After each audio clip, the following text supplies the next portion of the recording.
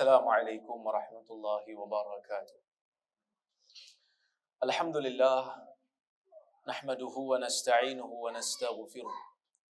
Wa na'udzu billahi min shururi anfusina wa min sayyiati a'malina.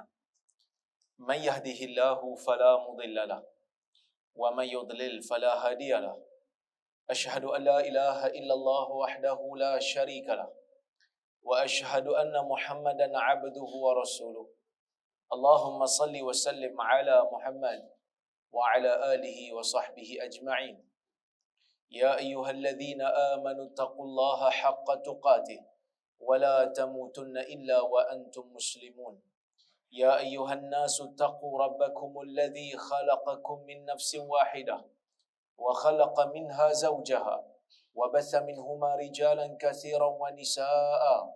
واتقوا الله الذي تساءلون به والأرحام إن الله كان عليكم رقيبا يا أيها الذين آمنوا اتقوا الله وقولوا قولا سديدا يصلح لكم أعمالكم ويغفر لكم ذنوبكم ومن يطع الله ورسوله فقد فاز فوزا عظيما فإن أصدق الحديث كتاب الله وخير الهدي هدي محمد وشر الأمور محدثاتها wa kullu muhdatsatin bid'ah wa kullu bid'atin dalalah. Amma ba'd. Yang saya muliakan ahli jawatan kuasa masjid, ustaz-ustaz, hadirin hadirat, mukminin dan mukminat yang dirahmati oleh Allah Subhanahu wa taala sekalian. Alhamdulillah, pada malam ini kita dapat bersama-sama. Saya datang daripada Perlis, daripada Kangar. Jauh juga. 3 jam. Kan? Saya bawa kereta 3 jam. Biasanya, Perlis ni daripada Kangar, kalau nak ke mana-mana pun dalam negeri Perlis, paling lama pun 40 minit ke 30 minit saja. Jadi bila 3 jam jalan tu, patutnya dah keluar Perlis. Sampai-sampai kat kampung Perlis. Walaupun negeri lain, tapi kampung ni kampung Perlis. Dikatakan orang Perlis duduk sini dulu. Kan? Jadi bagi saya, budayanya samalah. Bila saya tengok bentuk muka bumi ni pun saya lama dah saya tak datang sini, kan. Saya tak ingat bila last saya datang, tapi saya ingat anak saya nombor 3 tu kecil lagi, sekarang dah sekolah lah, kan. Jadi disebabkan oleh kerana kekangan jadual, maka saya tak dapat hadir. Jemputan tu banyak, kan. Kawan-kawan jemput, tapi bila saya duduk di Tanjung Malim 2 tahun, saya duduk di Tanjung Malim, susah sikit nak bergerak. Susah sikit sebab Tanjung Malim ni di ujung Perak, lapangan terbang tak ada, kan? Jadi susah nak bergerak, kan? Baik. Bila diminta untuk saya berkuliah, sebenarnya saya pun kata tak apalah, saya malas nak fikir, saya baca satu hadis, saya hurai. Mudah-mudahan ada manfaat untuk kita bersama. Al-Imam Al-Bukhari meriwayatkan sebuah kisah. Kisah ni riwayat daripada Ibrahim bin Abdurrahman bin Auf. Kata Al-Imam Al-Bukhari rahimahullah, an Ibrahim ibni Abdurrahman ibni Auf, anna Abdurrahman ibn Auf radhiyallahu anhu utiya bi ta'am wa kana sa'ima faqala qutila Mus'ab ibn Umair وهو خير مني فلم يكن له ما كفن فيه إلا بردة إن غطي بها رأسه بدت رجلاه وإن غطي بها رجلاه بدا رأسه.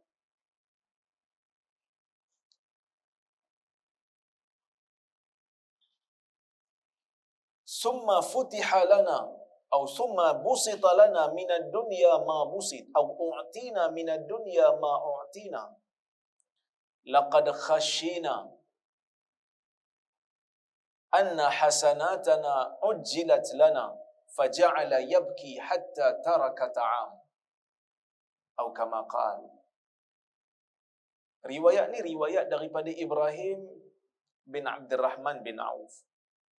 Dia kata ayah dia, iaitu Abdurrahman bin Auf, Al-Qurashi Az-Zuhri, Daripada Bani Az-Zuhri, daripada Quraisy, daripada Quraisy, Abdul Rahman bin Auf radhiyallahu anhu. Siapa Abdul Rahman bin Auf? Tuan-tuan biasa dengar nama dia? Biasa dengar nama dia. Bila kita dengar nama dia? Bila kita dengar orang kata Abdul Rahman bin Auf masuk syurga dalam keadaan merangkak. Dakhala Abdul Rahman bin Auf al-jannata habwa. Abdul Rahman bin Auf masuk syurga dalam keadaan merangkak. Ini biasa kita dengar. Sebab bisababi ghina, disebabkan oleh kerana kekayaan dia. Tapi riwayat ini adalah riwayat yang tidak sahih. Riwayat ni riwayat yang tak betul. Kerana apa? Kerana Abdul Rahman bin Auf merupakan sahabat Nabi sallallahu alaihi wasallam yang mulia. Di dalam kalangan sahabat, Abdul Rahman bin Auf ni merupakan salah seorang daripada 10 sahabat yang dijamin syurga. Dalam kalangan sahabat, ada martabat-martabat yang tak sama dengan sahabat yang lain. Sahabat ni dia ada kategori-kategori dia. Ada sahabat yang dipanggil sebagai Al-Khulafa Ar-Rashidun. Kita panggil Al-Khulafa Ar-Rashidin. Yang ni yang paling tinggi lah. Abu Bakar, Umar, Uthman, Ali. Selepas daripada itu muncul 6 orang lagi. Menggenapkan jadi 10 orang. 10 orang ni dipanggil Al-Asharah Al-Mubasysyaruna bil Jannah. 10 orang yang dijamin oleh Allah dengan syurga. Nabi jamin dia. Nabi jamin mereka ni. Nabi kata mereka ni dalam syurga. 4 orang tu tambah 6 orang lagi. Sa'ad bin Abi Waqqas, Sa'id bin Zaid, Abu Ubaidah ibn al-Jarrah, Abdul Rahman bin Auf, Talhah bin Ubaidillah. Siapa lagi semua?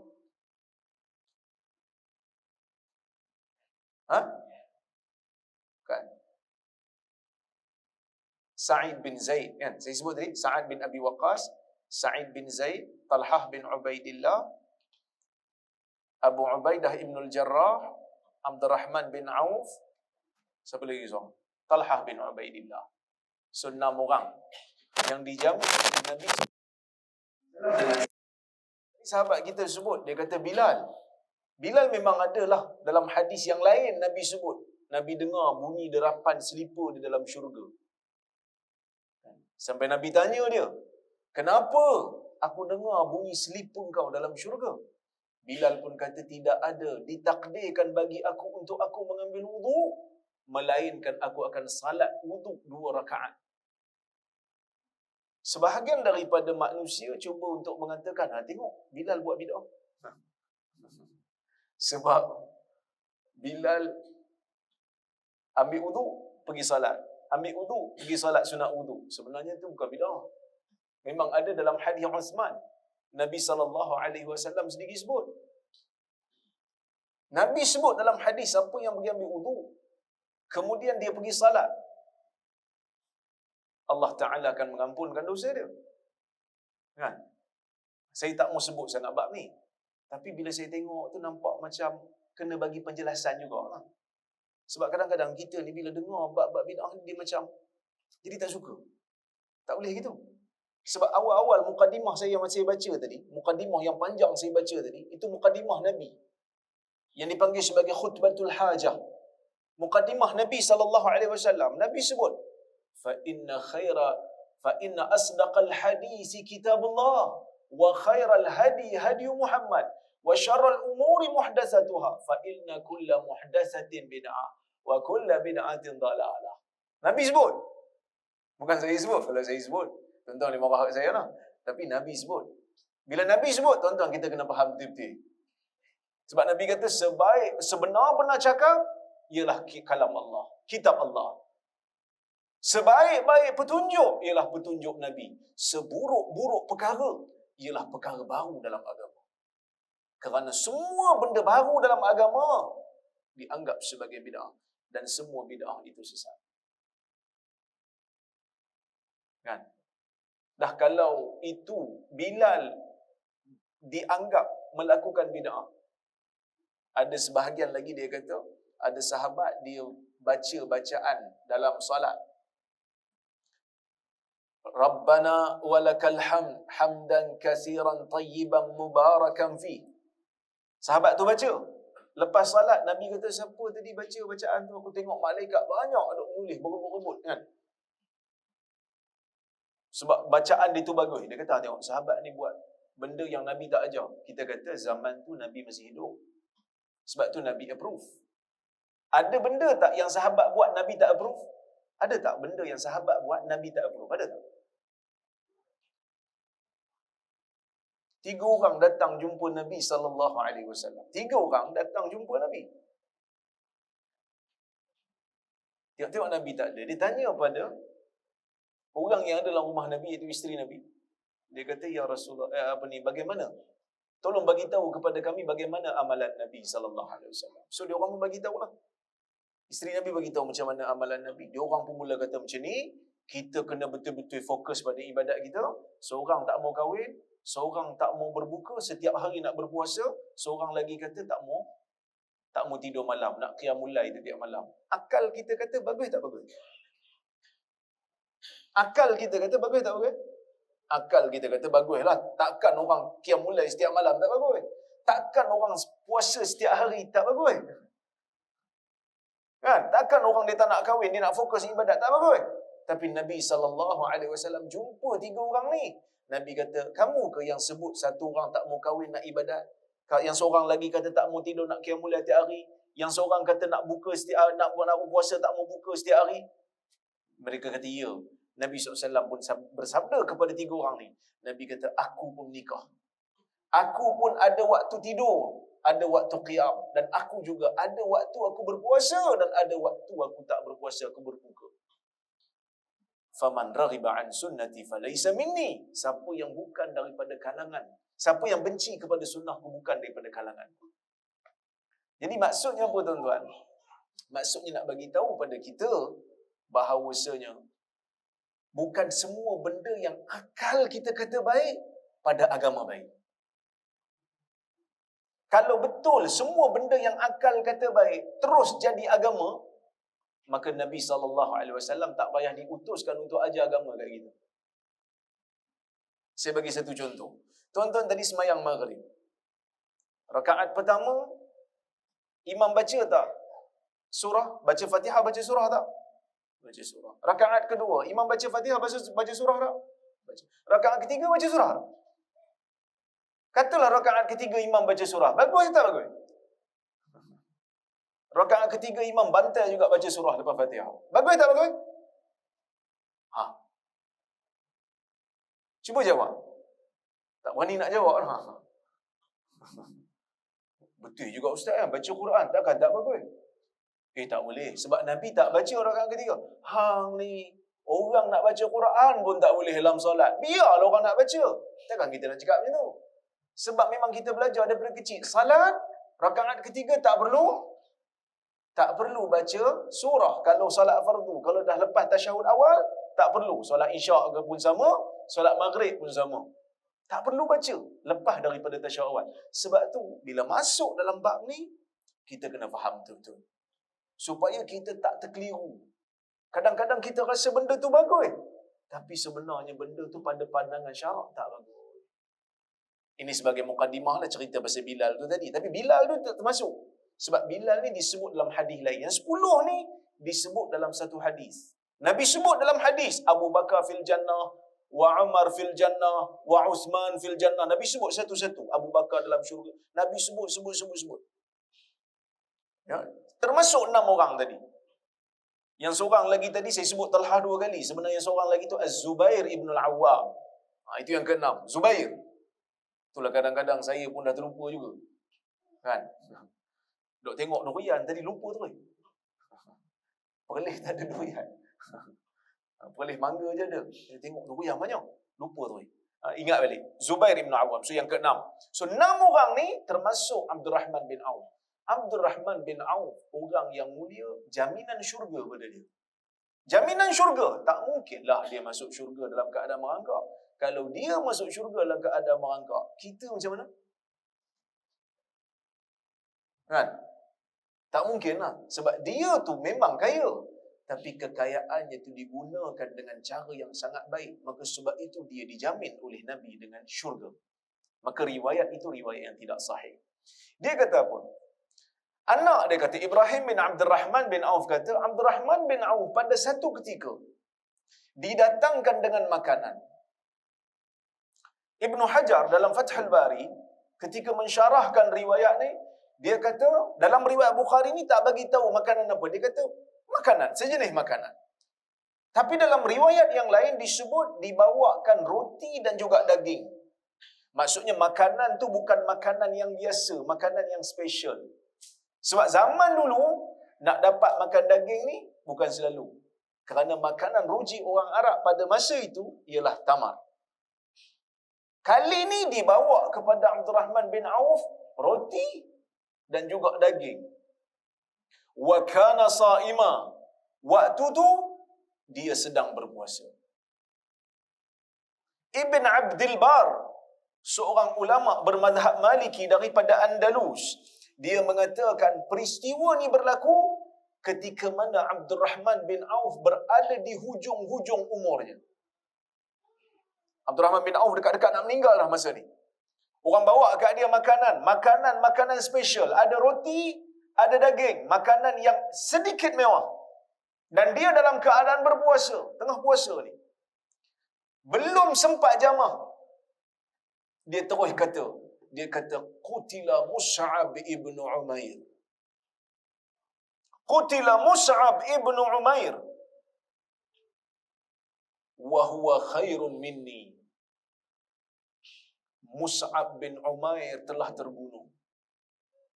Mus'ab bin Umair telah terbunuh. Dia sebut ni, kalau tuan-tuan tengok, kalau tak silap saya lah, Abdul Rahman bin Auf meninggal dunia sekitar umur 32 tahun. 32 Hijrah. Bukan 32. 32 Hijrah. Mus'ab bin Umair meninggal bila?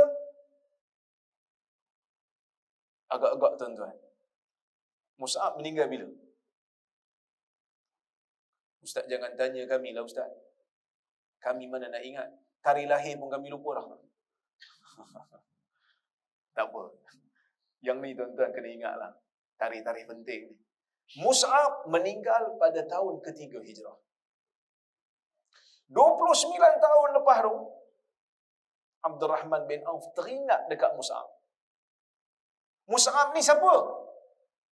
Mus'ab ni orang yang masuk Islam ketika mana Nabi SAW berada kat Mekah lagi. Minas sabiqina ilal Islam, di antara orang yang awal masuk Islam. Dia masuk Islam waktu Nabi berdakwah dekat Darul Arqam. Waktu Nabi berdakwah secara sembunyi-sembunyi, dia masuk Islam dah. Tetapi dia sembunyikan Islam dia. Dia tak bagi tahu kat mak dia. Mus'ab ni mak dia kaya. Kalau tuan-tuan tengok dalam kitab-kitab sirah, mak dia manjakan Mus'ab sebelum daripada dia terima Islam. Sehingga dia adalah dikenali sebagai orang yang mempunyai pakaian yang mahal. Dan perfume yang hebat. Perfume dia tu terkenal. Si orang tahu ni Mus'ab ni. Mungkin kata sebelum dia masuk, perfume sampai dulu baru. Punya kaya Mus'ab ni. Bukan dia kaya, mak dia kaya. Dia sembunyikan keislaman dia. Tapi akhirnya terbongkar. Ada orang bagi tahu kat mak dia. Mus'ab menerima Islam. Mak dia paksa dia keluar daripada agama dia tak mau. Sehingga mak dia kata, Lam a'ud laka umma. Aku bukan lagi mak kamu. Mereka kurung dia, mereka ikat dia. Tapi Mus'ab kekal dengan Islam. Dan Mus'ab ni terlibat dalam hijrah yang pertama pergi ke Habsyah. Dia terlibat. Kemudian dia balik ke Mekah. Waktu dia balik ke Mekah, Nabi SAW hantar dia pergi ke Madinah. Maksudnya Mus'ab ni terlibat dengan 2 kali hijrah. First, hijrah pergi Habsyah. Second, hijrah pergi Madinah. Maksudnya dia ni muhajir. Minal muhajirin, daripada kalangan muhajirin. Siapa yang pernah berpindah, dia tahu bagaimana peritnya berpindah. Saya baru pindah. 3 bulan sudah, 4 bulan sudah saya baru pindah. Daripada Tanjung Malim, pergi ke Perlis. Jauh. Itu dalam keadaan ada gaji, ada kerja. Bayang orang muhajirin pergi Madinah, tak ada apa, selai sepinggang. Kan? Bawa apa yang perlu saja. Memang pengorbanan yang besar. Oleh kerana itu Allah Subhanahu Wa Taala memuji mereka. Mereka berpindah bukan kerana dunia, mereka berpindah kerana nak mendapat keredaan Allah Azza wa Jalla. Jadi Mus'ab ni sebelum orang lain berhijrah, dia hijrah dulu. Awwalu safirin fil Islam. Duta pertama yang dihantar oleh pemimpin agama Islam, iaitu Nabi Muhammad sallallahu alaihi wasallam, dialah duta yang pertama. Datuk Tajuddin yang nak pergi Indonesia tu tak tahu ke berapa ribu dah. Berapa juta dah. Itu bukan duta yang pertama lah. Duta pertama Mus'ab. Mus'ab dihantar lepas daripada perjanjian Aqabah yang pertama. Orang Madinah minta kepada Nabi sallallahu alaihi wasallam untuk hantar kepada mereka, untuk Nabi hantar kepada mereka ni orang yang boleh mengajar agama, orang yang boleh mengajar Al-Quran. Mus'ab pergi. Dia pergi.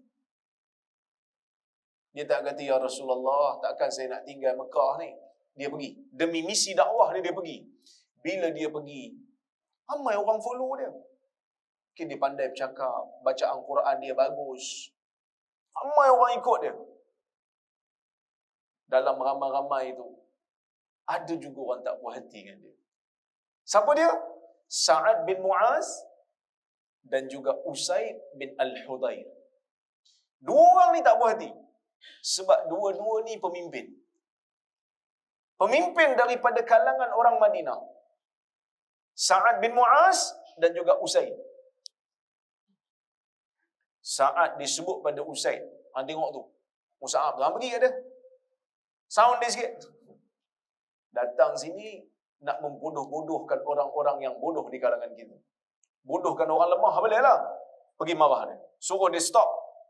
Jangan perbodohkan orang kita. Kan? Padahal Mus'ab tu datang membawa ilmu. Mus'ab tu datang bawa hujah. Tapi cuba disekat dan cuba dihalang. Tuan-tuan, manusia kehabisan hujah macam tu.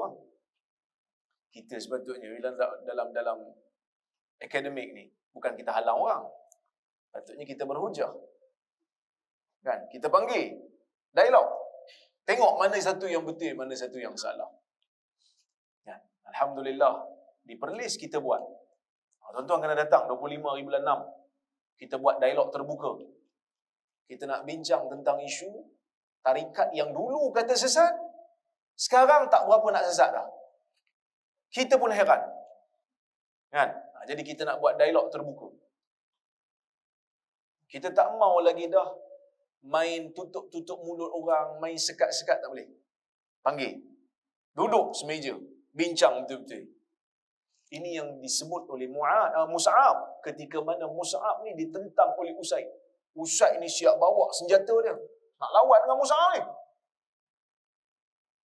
Mus'ab kata, awalam tasma'. Kenapa tidak kamu dengar dulu? Kan? Dengarlah dulu. Fa in lam yu'jibuka kaffa 'anna ma takrah. Kalau kamu tak suka tak apa. Kami tak akan ganggu kamu lagi. Benda yang kamu tak suka tak akan ganggu, kami akan halang. Dia pun dengar. Dia dengar. Bila dia dengar Mus'ab baca Quran, dia terus terima Islam. Sa'ad bin Mu'az pun terima Islam. Tuan-tuan, tak lama Sa'ad ni terima Islam. Melainkan, lepas daripada itu dia terkorban. Pada tahun ke-5 Hijrah, selepas daripada peperangan Khandaq, Sa'ad bin Mu'az syahid disebabkan oleh kerana luka yang dia kena sewaktu peperangan Khandaq. Dia terkena panah sehingga dia punya arteri bocor. Mati dia, syahid. Dan Nabi SAW kata, Sa'ad bin Mu'az ihtazza lahu arsyur rahman. Atau kama qala, Sa'ad bin Mu'az ni pada hari dia mati, arasy Tuhan bergegar kerana kehebatan Sa'ad. Hebat. Manusia yang asalnya tak berapa suka dengan dakwah, tapi disebabkan dengar dulu, dia nak dengar dulu, akhirnya menjadi manusia yang hebat.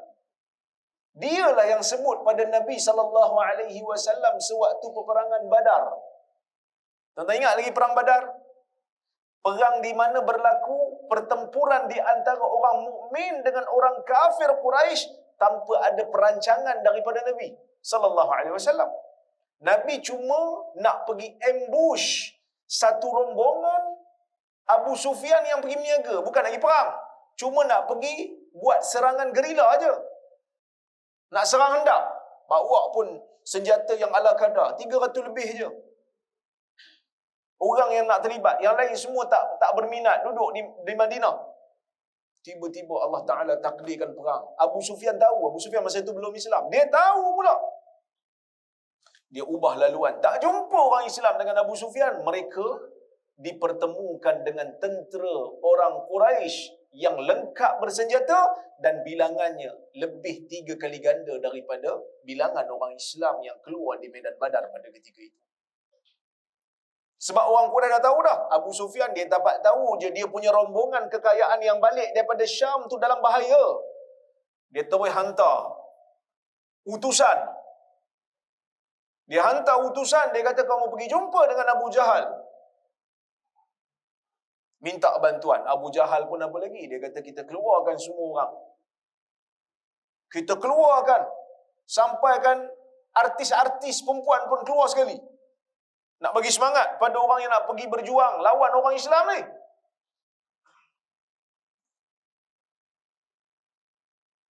Nabi SAW baru dapat tahu. Bila Nabi dapat tahu, Nabi pun minta pandangan orang-orang yang berada bersama dengan Nabi SAW. Bila orang-orang yang berada dengan Nabi ni, Nabi minta pandangan, yang mula-mula bagi pandangan dekat Nabi siapa? Miqdad ibnu Aswad. Siapa Miqdad ibnu Aswad? Muhajir. Orang yang ada dengan Nabi SAW sebelum hijrah. Orang yang Nabi dah kenal. Dia kata apa? Ya Rasulullah, imdi lima amarakallah. Ya Rasulullah, laksanakanlah apa yang Allah telah perintahkan pada kamu. Buatlah apa yang Allah Ta'ala perintahkan. Kalau Allah Ta'ala kata perang, peranglah kita. Nabi SAW bila dengar perkataan macam tu, Nabi dia tak terkejut. Sebab muhajirin ni terbukti dah keimanan mereka ni. Terbukti dah. Sebab sanggup tinggal negeri semata-mata untuk agama. Sanggup tinggal keluarga semata-mata untuk agama. Sanggup tinggal apa saja kepentingan dunia semata-mata untuk agama. Maka Nabi tak heran. Nabi kata, asyiru ilayya ayyuhan nas. Berikan pandangan lagi wahai manusia.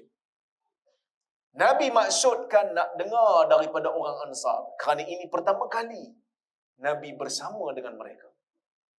Itu dalam perang Badar. Bangun Sa'ad bin Mu'az, dia kata, ka'annaka turiduna ya Rasulullah. Seolah-olah macam kau nak dengar pandangan kami wahai Rasulullah. Nabi kata, ajal. Nabi kata, ya. Apa Sa'ad bin Mu'az kata? Ni yang awal-awal tak sokong ni. Yang masa Mus'ab datang tak sokong. Akhirnya menerima Islam. Dan beri satu ucapan yang sangat memberikan kesan yang mendalam. Kalau siapa yang baca sirah, dia akan rasa manusia ni manusia hebat. Dia kata apa? Ya Rasulullah, imdi lima amarakallah.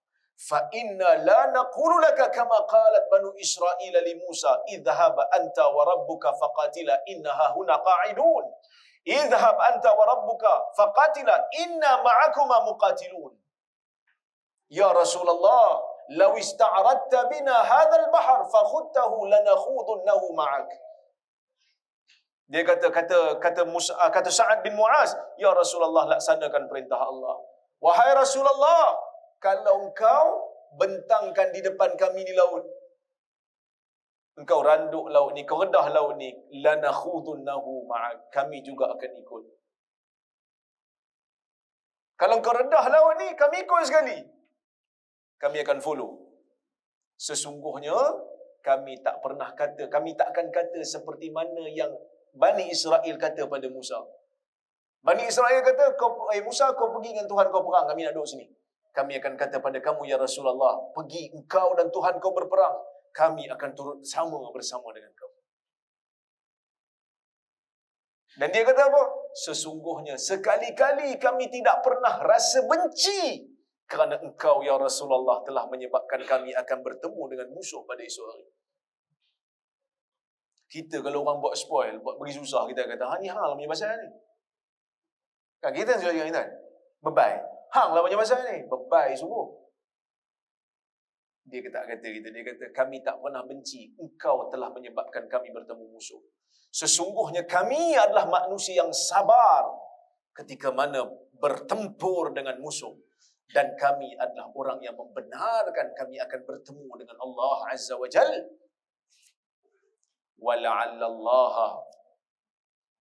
Wala'allallaha yurika minna ma taqirru ainuk. Moga-moga. Ni saat disebut.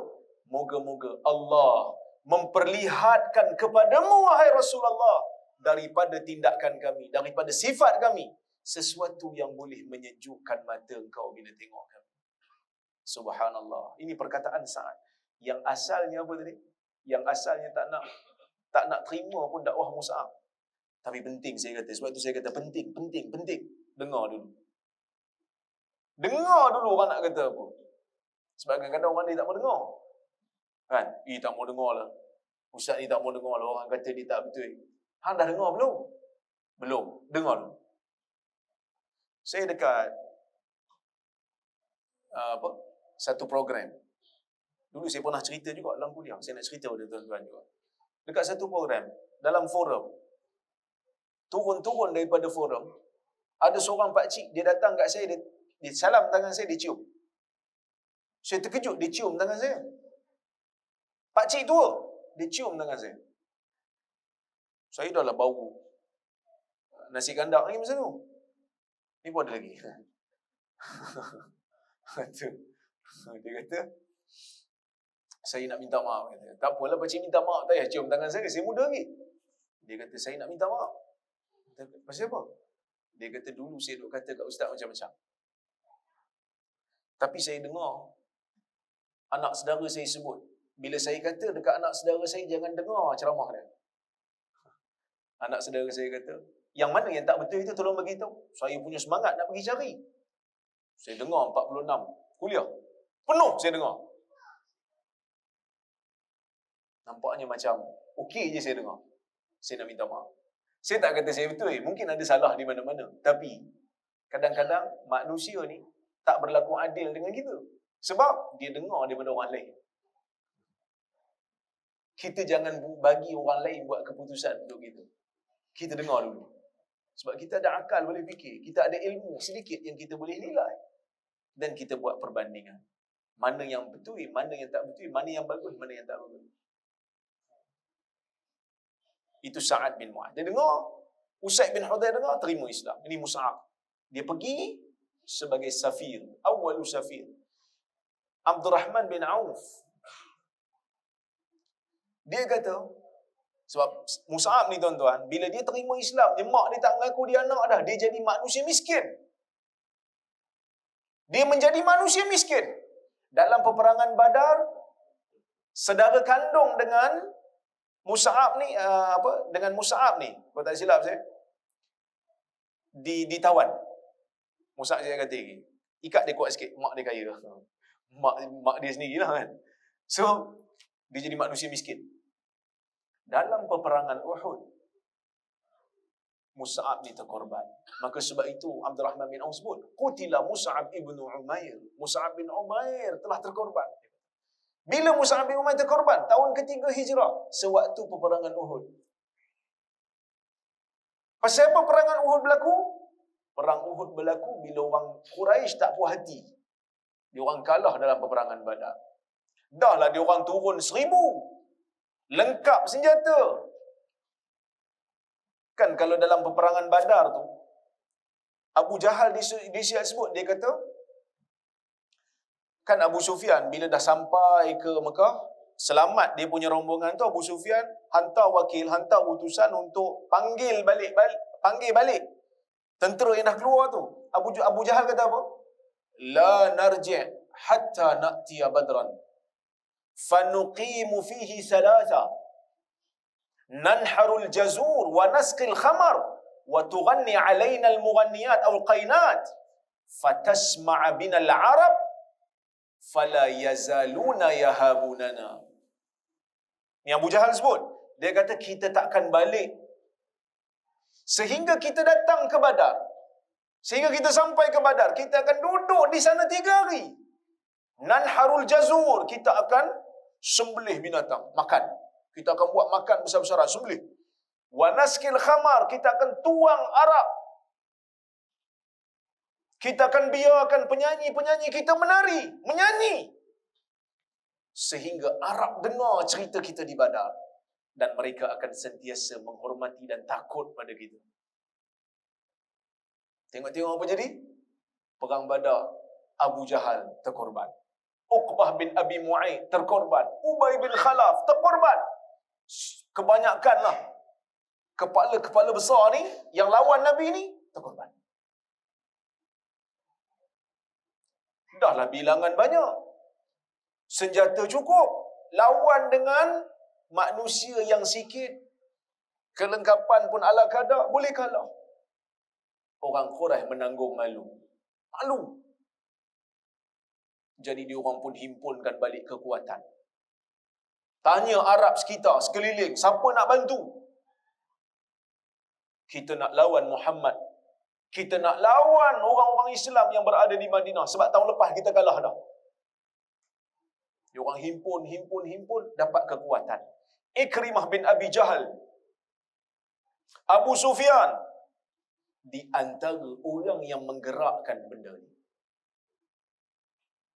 Jadi mereka himpunkan tentera nak lawan Nabi SAW. Pada ketika itu, Nabi ni ada pakcik nama dia Al-Abbas. Al-Abbas bin Abdul Muttalib, ayah kepada Abdullah bin Abbas. Dia duduk di Mekah. Dia masuk Islam. Cuma dia menyembunyikan keislaman dia sebab dia nak bagi tahu perkhabaran yang berlaku di Mekah kepada Nabi SAW. Maka dia pun bagi tahu dekat Nabi. Dia bagi tahu dekat Nabi apa yang berlaku. Orang Quraisy kumpulkan kekuatan nak lawan Nabi SAW. Maka Nabi pun bermesyuarat dengan para sahabat. Bila Nabi tahu berita ni, Nabi mesyuarat dengan para sahabat. Nabi panggil para sahabat. Nabi kata, orang Quraisy bersama dengan Arab-Arab yang lain berhimpun, berkumpul nak lawan kita, nak perang dengan kita. Apa pandangan kamu? Adakah kita nak duduk di Madinah sehingga mereka sampai dan kita mempertahankan Madinah, ataupun kita keluar bertempur dengan mereka di Uhud? Pada masa itu, Nabi punya preference, Nabi punya pilihan lebih kepada nak duduk kat Madinah. Nabi punya pilihan. Tapi Nabi mesyuarat dengan para sahabat. Dalam kalangan sahabat-sahabat Nabi ni, ada yang setuju nak duduk di Madinah. Dan Abdullah bin Ubay bin Salul, ketua orang munafik pun nak duduk di Madinah, tak nak keluar. Itu memanglah. Dia memang tak nak keluar pun. Tapi di kalangan sahabat Nabi ni, ramai yang berada di situ yang memberikan cadangan kepada Nabi SAW supaya Nabi keluar bertempur dengan orang-orang orang-orang Quraisy di Uhud. Sebab apa? Sebab pada tahun lepas, sewaktu peperangan Badar berlaku, mereka tak terlibat. Kan saya sebut tadi, Nabi tak paksa semua. Nabi kata ada rombongan daripada Abu Sufyan lalu berdekatan dengan Madinah. Siapa nak ambil kekayaan tu, jomlah kita. Tak semua yang ikut. 300 lebih je ikut. Kan, 300 lebih je yang ikut. Tiba-tiba 300 lebih ni diangkat, mendapat keistimewaan yang begitu dahsyat. yang dipanggil sebagai golongan Badriyun, Ahlu Badar. Nabi sebut dalam hadis, Allah mengampunkan orang-orang yang terlibat dalam peperangan Badar. If'alu ma syi'tum fa inni qad ghafartu lakum. Buatlah apa yang kamu nak buat wahai ahli Badar, kerana aku telah mengampunkan kamu. Itu kelebihan yang Allah Taala bagi pada orang Badar. Bukan semua orang dapat. Antara yang tak pernah ada, yang teringin tapi tak dapat, Anas bin Nadar. Siapa Anas bin Nadar? Anas bin Nadar ialah saudara kandung Malik bin An-Nadar. Siapa Malik bin An-Nadar?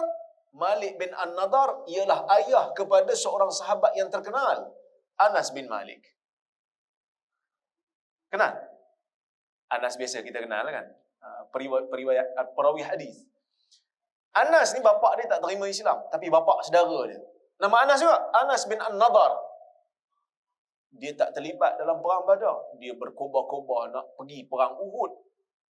Dia nak dapat kelebihan berperang, dapat keampunan ni. Orang-orang macam dia ni teringin. Maka dia pun kata pada Nabi, Ya Rasulullah, kita keluar ke Uhud. Kita bertempur, kita berperang. Maka Nabi SAW masuklah rumah dia, Nabi pakai baju besi dia. Masa tu baru sahabat terasa, kita ni macam paksa Nabi pula. Nabi macam nak duduk kat Madinah, kita pergi paksa dia keluar. Bila Nabi dah keluar, para sahabat kata, Ya Rasulullah, seolah-olah macam kami paksa ni. Nabi kata, tak mungkin, tak elok bagi seorang Nabi. Bila dah pakai baju besi, nak buka balik. Jom kita keluar. Maka Nabi pun keluar bersama dengan para sahabat. Bilangan sekitar 1,000 orang. Nak bertempur dengan orang-orang Quraisy lebih kurang dalam 3,000 orang. Nabi pesan kepada para sahabat sebahagian yang menjadi tukang panah, jangan turun. Nabi pesan kepada Abdullah bin Jubair, jangan turun bersama dengan yang lain. Peperangan berlaku. Bila peperangan berlaku, taktik Nabi itu berjaya. Sebab dia Uhud ni, medan Uhud ni, dia ada satu bukit besar, satu bukit kecil. Bukit kecil tu ada pemanah. Bukit besar tu tak boleh nak mendaki sebab tinggi sangat. Bukit yang kecil tu ada pemanah. So musuh datang daripada depan. Jadi kalau pemanah ada kat sini, musuh tak boleh serang kat belakang.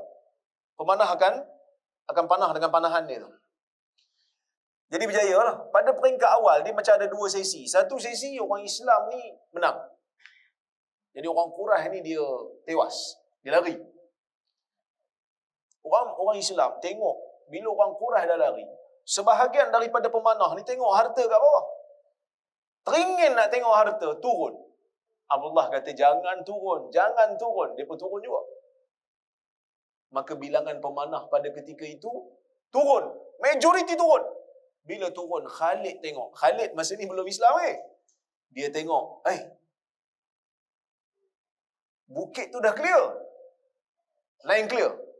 Dan dia pun dengan Ikrimah pusing balik. Dengan kudanya yang laju tu, dia masuk ikut belakang bukit. Maka serangan datang daripada depan dan daripada belakang. Apa jadi pada orang Islam? Orang Islam jadi sandwich. Depan serang, belakang serang. Pada ketika itulah Nabi SAW cedera. Gigi Nabi patah. Dalam peristiwa itulah besi yang tutup kepala Nabi. Dia kan, orang zaman dulu bila nak pergi perang, dia akan pakai satu macam selendang besi. Atas selendang tu baru pakai helmet. Tuan-tuan biasa tengok cerita Rom zaman dulu-dulu. Selendang besi tu dibuat daripada besi-besi bulat. Dia macam rantai, ditenun. 2 biji daripada besi tu masuk dalam pipi Nabi. Masa itulah Abu Ubaidah gigit dengan giginya sehingga tercabut giginya. Kerana nak menyelamatkan Nabi SAW, nak menyelamatkan rupa Nabi ni, berdarah dekat pipi Nabi. Dan pada ketika itulah Hanzalah gugur syahid. Hamzah gugur syahid. Dan Mus'ab gugur syahid. Yang bunuh Mus'ab ni Ibn Qami'ah. Dan dia menyangka Mus'ab ni Nabi sallallahu alaihi wasallam. Bila dia bunuh aja Mus'ab, Dia pergi dekat geng Quraisy, dia kata, qataltu Muhammada, aku telah bunuh Muhammad. Jadi sebab masa tu orang Quraisy dia macam happy ya, sebab seolah-olah macam Nabi dah mati. Nabi dah wafat. Sebenarnya tak. Nabi SAW tak wafat. Still. Cuma Nabi cedera je lah. Darah banyak kat Nabi. Pada waktu itulah, ya, sahabat-sahabat yang dekat berada dengan Nabi seperti Talha, seperti Ziyad bin As-Sakan, jadi perisai untuk Nabi. Mana-mana senjata anak panah kelembing nak datang kat Nabi, dia orang akan tahan dengan badan dia orang. Sebab itu bila orang tanya pada Abu Bakar, bagaimana hari Uhud? Dia akan kata, al-yawm, yawmu Talha. Pada hari Uhud ini, hari di mana Talhah beraksi. Talhah mengalami luka-luka di tangannya disebabkan oleh kerana mempertahankan Nabi sallallahu alaihi wasallam. Tuan-tuan, bila kita dengar kisah-kisah macam ni, kita jadi semangat. Dan kita rasa macam, ya Rasulullah, ya Allah, kenapa aku tak hidup di zaman Rasulullah? Seolah-olah aku boleh duduk. Kan best kalau boleh duduk sebelah Talhah tu. Tuan-tuan, saya ingat Abu Qatadah pun, seorang sahabat, dia pernah disebut pada dia ucapan ni. Tuan-tuan boleh tengok dalam Al-Adabul Mufrad, karya Al-Imam Al-Bukhari. Dalam Al-Adabul Mufrad, orang pernah cakap dekat Abu Qatadah, tak silap saya. Perkataan yang sama, dia kata, engkau baguslah dapat jadi sahabat Nabi. Kalaulah aku ni boleh jadi sahabat hidup di zaman tu, dia kata jangan. Belum tentu lagi kamu akan jadi pengikut Nabi. Kita pun sama juga lah. Kita hidup di zaman ni jadi Muslim, jadi mukmin, boleh amal sunnah, tuan-tuan. Kita syukur lah. Sebab takut-takut duduk zaman tu. Takut kita duduk sebelah Abu Jahal. Kita bagi cadangan, bunuh dia orang Abu Jahal. Takut-takut. Na'udzubillah. Sebab apa? Sebab zaman sekarang ni pun kita bukan berani kan? Baru kena kecam sikit pun tak berani lah. Kan? Baru kena kecam dengan orang Islam sendiri pun kita tarik handbrake lah. Bukan suruh nak lawan kufur, nak lawan benda khurafat pun takut. Kan? Jadi kita syukurlah zaman ni kita dah jadi orang mukmin. Cukuplah, syukur. Maka Mus'ab terkorban. Syahid Mus'ab. Abdurrahman bin Auf kata apa? Dia kata, wa huwa khairun minni.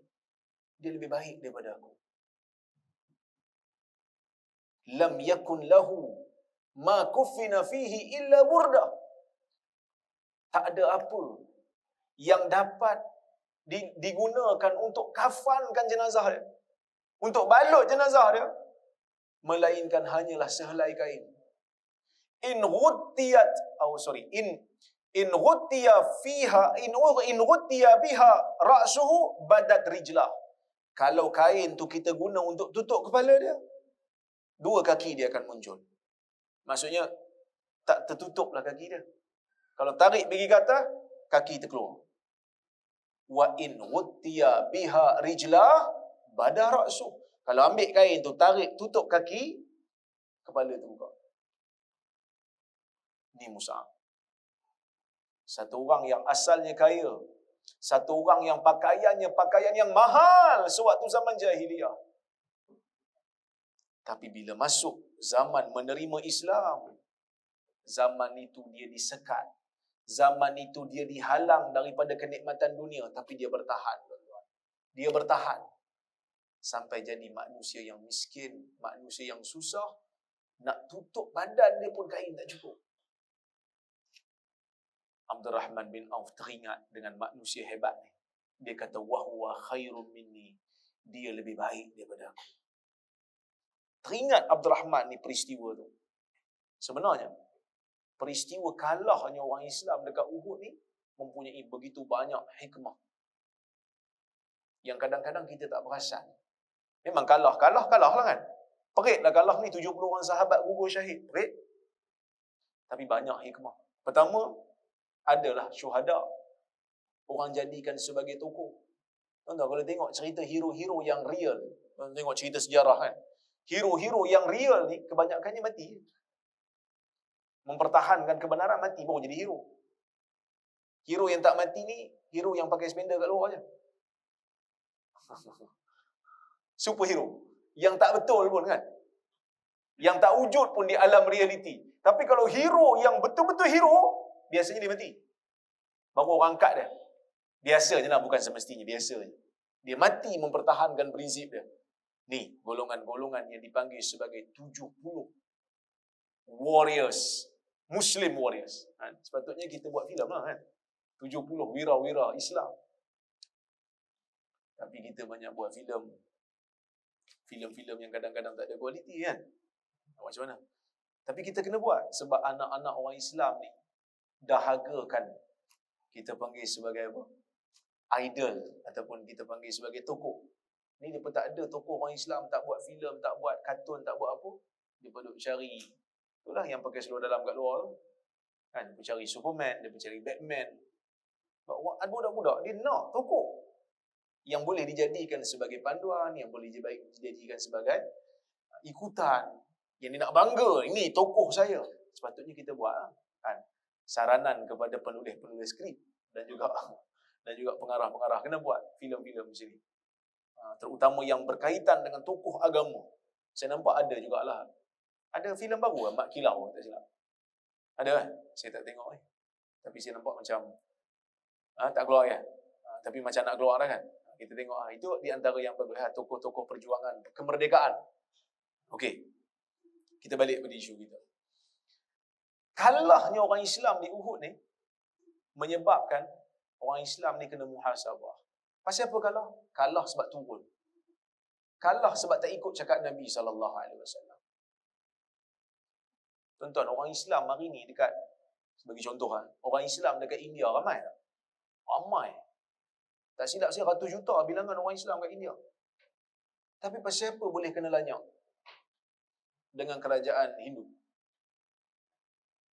Sebab tak bersatu. Yang ni dengan cara dia, yang ni dengan cara dia, yang ni dengan cara dia. Orang kata macam mana nak bersatu, Ustaz? Nak bersatu balik pada sunnah. Balik pada Quran, balik pada sunnah. Itulah cara bersatu.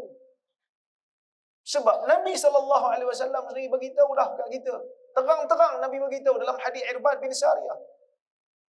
فَإِنَّهُ مَنْ يَعِشْ مِنْكُمْ فَسَيَرَ اخْتِلَافًا كَثِيرًا فَعَلَيْكُمْ بِسُنَّتِي وَسُنَّةِ الْخُلَفَاءِ الرَّاشِدِينَ الْمَهْدِيِّينَ مِنْ بَعْدِي عَضُّوا عَلَيْهَا بِالنَّوَاجِذِ. Siapa hidup lama selepas daripada aku, lepas daripada aku wafat nanti, kalau kamu hidup lama, kamu akan nampak manusia akan berbantah. Kamu akan nampak manusia akan bercanggah. Fa'alaikum bisunnati. Pegang sunnah aku. Kalau nak bersatu, pegang sunnah Nabi SAW. Kalau tak pegang sunnah Nabi, tuan-tuan, yang ni ada ajaran dia, yang ni ada ajaran dia, yang ni ada cara ibadat dia, yang ni ada cara ibadat dia, maka kita tak dapat bersatu. Orang-orang di India sana, orang-orang Islam, macam-macam duk Berelwi ada, yang ni Naqsybandinya, yang pelik-pelik. Kan, tarikat ni kata tarikat tu tak betul, tarikat tu kata tarikat tu tak valid. Lama-lama duk bergaduh sama sendiri. Kalau kita pegang sunnah, semua valid. Tak ada tarikat boleh kata dia bukan tarikat betul. Semua pegang sunnah Nabi SAW. Clear. Kan, clear masalah. Apa yang Nabi buat, kita follow. Apa yang Nabi tunjuk, kita ikut. Clear. Tapi, ada di kalangan manusia yang kadang-kadang rasa tak cukup. Tak cukup dengan apa yang Nabi tunjuk. Tak cukup dengan apa yang Nabi anjur. Tak cukup. Dia nak pergi cari yang lain. Yang ni tok guru saya punya. Dia mimpi. Zikir ni mari pada mimpi punya. Kita kata kalau mimpi, macam mana nak tahu mimpi itu betul tak betul? Hang jangan banyak tanya lah. Hang siapa nak tanya? Kita kata bukan kita nak tanya. Kita amalan agama ni mesti ada originality. Dia mesti ada keaslian. Kalau baru semalam dapat, tahun depan pun ada orang lain dapat. Tahun lagi satu ada orang lain pula dapat. So lama-lama versi agama ni jadi versi macam-macam. Ustaz, mazhab kita pun ada 4. Mazhab ni, Syafi'inya, Hanafinya, Hambalinya, Malikinya, mereka ni tak reka amalan. Mereka semua bersumber kepada teks yang sama. Ayat Quran dan Sunnah. Cuma tafsiran saja berbeza. Mari yang kemudian ni, dia jadi pelik. Saya baca lah buku sikit pasal Haqqani ni, saya baca juga sikit. Pelik tuan. Banyak benda pelik. Kan? Kalau dia kata Tok Guru dah sampai kepada tahap Grand Sheikh. Grand Sheikh ni kira macam wali lah. Dia tengok orang, dia boleh fire dosa orang tu. Tengok. Saya baca pun, wish, lain macam ni. Dia tengok je orang tu, dia boleh fire, bakar kesalahan orang tu, dosa orang tu. Kita ingat Nabi pun dakwah, dia tara tengok kan. Macam? Boleh terima? Itu yang kata boleh tu. Itu yang kita pelik tu. Macam mana boleh kata boleh ni? Ni benda pelik ni. InsyaAllah tuan-tuan 25 hari bulan 6. Kuib akan anjur. Kolej Universiti Islam Perlis. Tuan-tuan mungkin tak pernah dengar Kolej Universiti Islam Perlis kan? Kali ni tuan-tuan dengar lah sebab saya dah jadi direktor kat situ. Jadi tuan-tuan kena sokong sikit kita, usaha-usaha kita ni kan. Cuma, kita balik pada isu. Dia teringat dekat Mus'ab. Sebab Mus'ab terkorban. Jadi, kekalahan orang Islam itu memberikan satu pengajaran yang besar bagi Abdurrahman bin Auf. Kadang-kadang kita ni menang tu nikmat. Kalah tu ujian. Kadang-kadang bala. Tapi kadang-kadang kalah tu beri manfaat pada keimanan kita. Kadang-kadang kesusahan tu beri kebaikan pada kita. Walaupun kita tak suka, tapi bagi kebaikan. Waktu susah dengan waktu senang, mana lagi khusyuk doa? Cuba tanya diri sendiri. Waktu kita doa serius, nangis-nangis, duduk atas sejadah, tak mau bangun-bangun daripada sujud. Solat kat rumah seorang-seorang kan, tengok sujud, lamanya sujud. Orang rumah tengok, suami aku ni mati ke? Tengok berapa hari sujud lama ni. Lepas solat kita tanya, kenapa sujud lama sangat? Dia kata, kita dalam keadaan susah, saya doa lama sikit. Tapi kalau senang, doa lama tak? Mungkin ada, tapi tak sekhusyuk doa waktu kita susah. Dia punya khusyuk tu lain. Dia punya nikmat doa. Tuan-tuan, kita tak boleh tipu diri. Waktu kita susah lah kita doa betul-betul khusyuk. Betul-betul rasa nikmat. Betul-betul kita hayati. Kadang-kadang waktu kita biasa-biasa ni, waktu senang ni, wahai Tuhan, saya minta yang biasa lah Tuhan. Dia buat macam order restoran je kan. Anda macam biasa satu. Macam tu je lah order kita. Tapi bila kena musibah, tak ada orang yang boleh bantu. Tak ada siapa boleh bantu. Masa tu kita dah tangan, wahai Tuhan, Engkau lah yang aku harap. Saya pernah mengalami situasi itu. Kami ni dulu pergi Jordan, sama belajar. Masa tu tak fikir panjang, anak seorang. Sekali anak demam sawan, masuk dalam ward. Musim sejuk, hujan, sejuk. Kena rendam dengan air sejuk. Kena rendam dengan air sejuk oleh doktor. Menangis. Masa tu tuan-tuan saya menangis. Anak seorang, anak sulung, kita akan tahu. Anak kena demam sawan ke apa, kita tak tahu. Tiba-tiba dah jegang, berbuih-buih mulut. Bawa pergi hospital, kena rendam dengan air sejuk 30 minit. Kita tak tahu anak aku ni akan jadi elok ke tidak. Masa tu doa. Doa yang paling nikmat. Doa yang paling sedap waktu tu lah. Kerana kita tak ada siapa nak harap. Keluarga tak ada. Kawan tak ada. Duit pun tak ada. Doktor tu akhirnya kesian dengan kami. Bila bil tinggi kan. Jordan, dia punya GST 16%. GST 16% kan. Mahal. Dah lah satu dinar sekarang ni lebih kurang dalam RM7. Ke RM6, RM6 lebih. So, mahal. Doktor tu kesian. Doktor Ashraf, saya ingat nama dia. Dia kata, sinilah dia kata. Muhammad, dia panggil saya Muhammad. Muhammad, lepas ni kau datang, kalau anak sakit datang, tak payah daftar kat hospital. Bagi tahu nak jumpa Doktor Ashraf. Dia datang jumpa saya, consultation saya bagi free. Cuma saya bagi prescription, you beli. Beli ubat kat luar, beli ubat kat farmasi. Sebab kalau daftar kat sini jadi mahal. Saya bagi free lah consultation. Dia kesian kan saya. Tengok muka orang miskin macam tu kan. Sekarang ni tak lah kaya pun kan. Tapi masa tu tuan-tuan, sedap doa. Abdurrahman bin Auf juga merasakan benda yang sama. Dia menangis. Dia kata dia lebih baik daripada saya. Para ulama bahas macam mana dia boleh kata Mus'ab lebih baik daripada Abdurrahman. Sedangkan Abdurrahman tu martabat kedua dalam sahabat yang paling baik. Kan saya sebut tadi, sahabat yang paling baik 4 orang tu. Lepas tu campur 6 orang. Lepas tu golongan Badar. Mus'ab ni dia syuhada lah. Tapi dia tak termasuk dalam 10 orang tu. Abdul Rahman masuk. Sebahagian ulama' kata tawaduknya Abdul Rahman. Walaupun dia tu ranking lebih tinggi daripada Mus'ab, tetap dia rasa dia bawah lagi. Tu first. Ada yang kata tak, dia sebut ni sebelum dia tahu yang Nabi SAW jamin dia dalam syurga. Sebab para sahabat ni kadang-kadang ada hadis yang dia tak pernah dengar. Ada hadis yang dia tak tahu. So mungkin salah satu daripada 2 kemungkinan ni. Maka bila dia kata macam tu, dia kata kain yang nak tutup badan dia pun tak cukup waktu dia meninggal dunia. Kan? Sehingga Nabi kata bahagian kaki dia tu balut dengan tumbuhan izkhir namanya. Tutup dengan tumbuhan. Punya tak ada benda dah pada masa tu. Apa kata Abdul Rahman? Abdul Rahman bin Auf kata, dia kata, laqad khashina. Sebab dia kata, summa busita lana minad dunya ma busit. Kemudian telah dibuka dunia ni kepada kita. Sebab dia sebut ni, di akhir-akhir hayat dia, masa ni Islam tengah buka empire banyak. Harta rampasan perang jadi banyak. Jadi kaya. Dia kata, kemudian dibuka kepada kita dunia ni. Laqad u'tina minad dunya ma u'tina. Kita telah diberi dengan dunia yang pelbagai kemewahan yang ada. Laqad khashina hasanatina ujilat lana. Kami takut segala kebaikan yang kita lakukan dulu telah disegerakan oleh Allah balasannya di dunia ni. Masa Abdul Rahman bin Auf dia tengok dia ni kaya. Walaupun dia orang saleh, tapi dia takut. Dia kata alangkah baiknya jadi Mus'ab. Sebab dia terkorban awal. Dia tak sempat ambil habuan dunia. Tak sempat. Dia terus terima habuan akhirat terus. Dia tak sempat pun nak rasa kemenangan. Dia pergi dalam keadaan Islam masih ditindas. Dalam Islam masih lagi belum menang. Dia kata ni bagus lagi.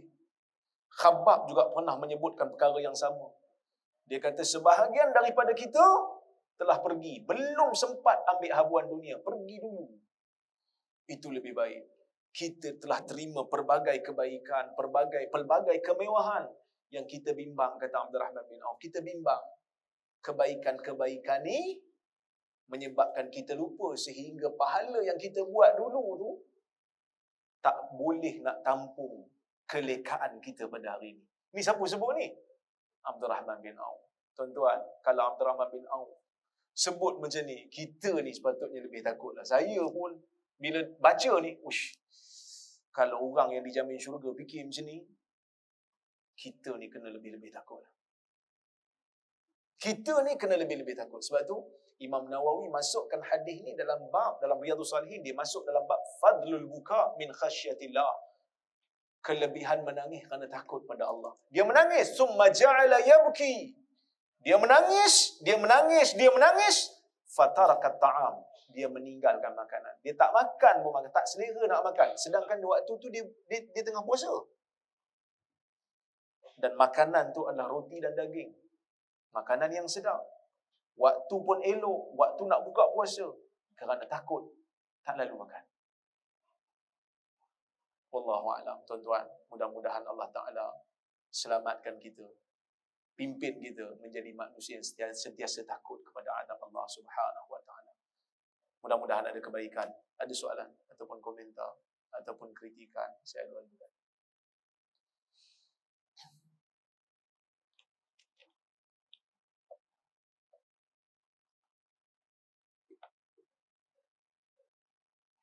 Okey, tuan. Sejuk lah.